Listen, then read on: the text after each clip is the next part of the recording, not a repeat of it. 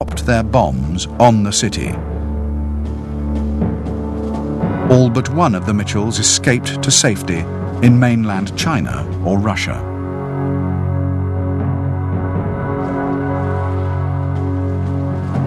In the wake of the attack that became known after its commander as the Doolittle Raid, there was consternation amongst Japanese military leaders.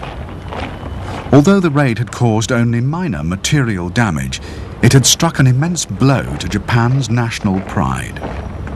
The need to protect the emperor was at the very core of the armed forces' being, and an agony of shame swept through the high command.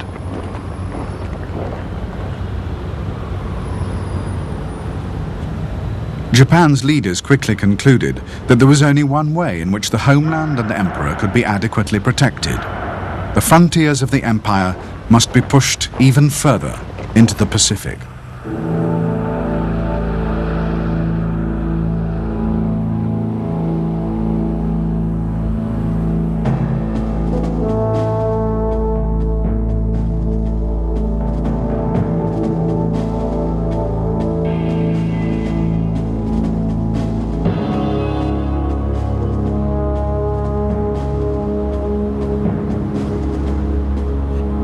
In October 1941, General Hideki Tojo had been appointed Prime Minister of Imperial Japan. As Army Chief of Staff, Tojo's greatest ambition was to see a successful conclusion to the Japanese campaign in China, and he was convinced that the only possible way of achieving this was to win a sharp victory over the Western powers.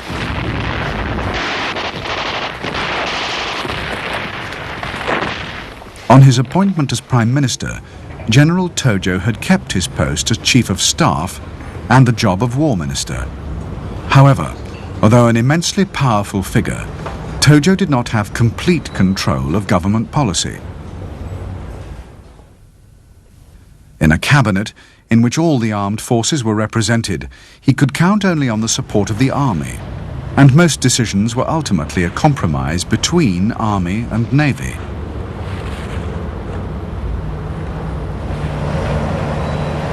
Even before the Doolittle Raid, extending the perimeter of the empire into the Pacific had been a cherished ambition of an influential naval faction.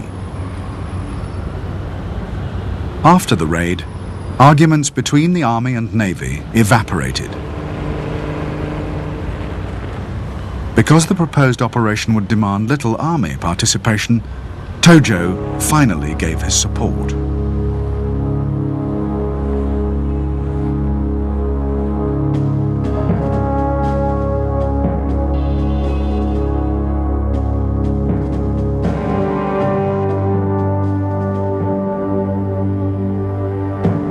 Franklin Delano Roosevelt had been elected President of the United States in 1932. Deeply opposed to the general mood of isolationism, Roosevelt believed that America should play an active role on the world stage.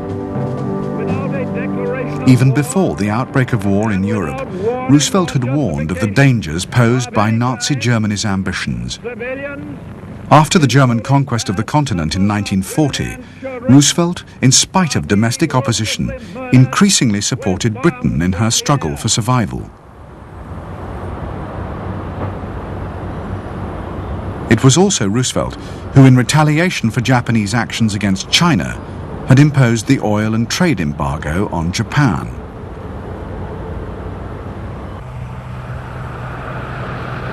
As a former Assistant Secretary to the Navy, and now as its Commander-in-Chief, Roosevelt took a special interest in the service. He chose his own flag and staff officers, and was so determined that the Navy should be run by the best man for the job, that he even selected a member of the opposition Republican Party, Frank Knox, to head the Navy Department. Under Roosevelt and Knox, the naval budget steadily rose. Even after Pearl Harbor, Roosevelt believed, contrary to the wishes of the American public, that the war in Europe should be given priority over actions in the Pacific. He understood that enormous resources would be needed to push back the tide of Japanese conquests. And until the full might of American industry could be brought to bear, the United States would have to concentrate on holding the line.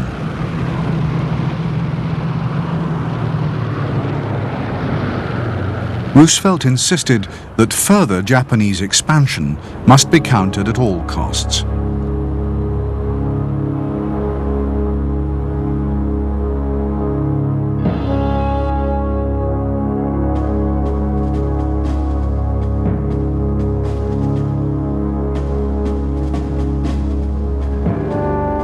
The extension of the Japanese defensive perimeter in the Pacific, although logistically complex, was expected by the Imperial High Command to pose few real problems. On the islands to be invaded, enemy forces were weak, and at sea it seemed there was little to fear from the Americans or the British.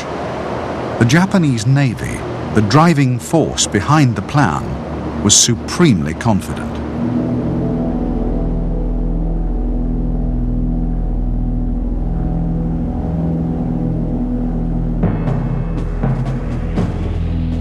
The first stage of the Japanese plan of conquest was to complete the occupation of New Guinea.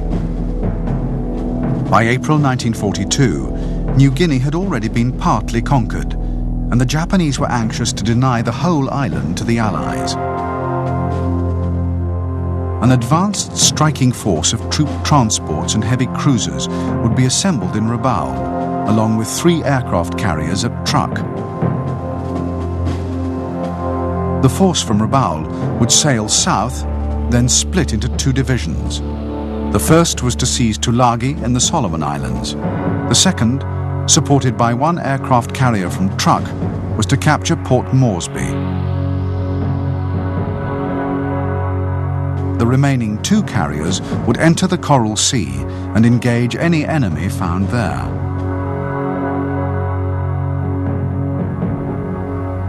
Once New Guinea had been occupied, then New Caledonia, Fiji, and Samoa would easily be captured.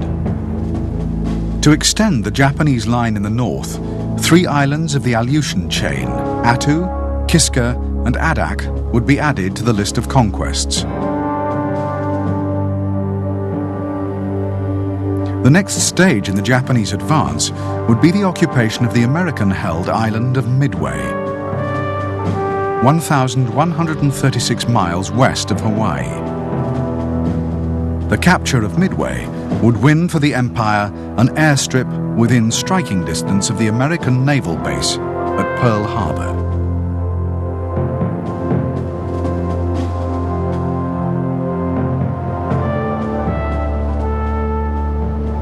Although the capture of Midway would provide a vital stepping stone in any future action against Hawaii, the operation would also have another equally important objective.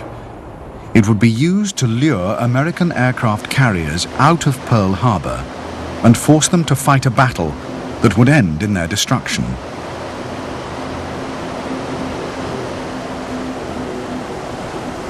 The plan to capture Midway and defeat the American carrier fleet was a complex and intricate combination of invasion, diversionary action, and ambush.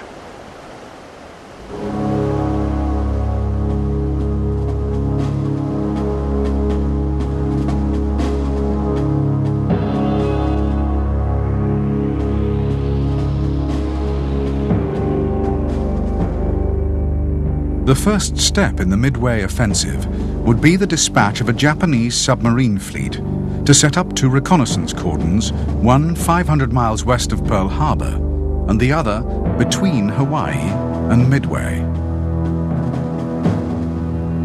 While the submarines were taking up their positions, a Midway occupation force, consisting of troop ships supported by a heavy cruiser division, would set out from the Marianas and head northeast towards Midway.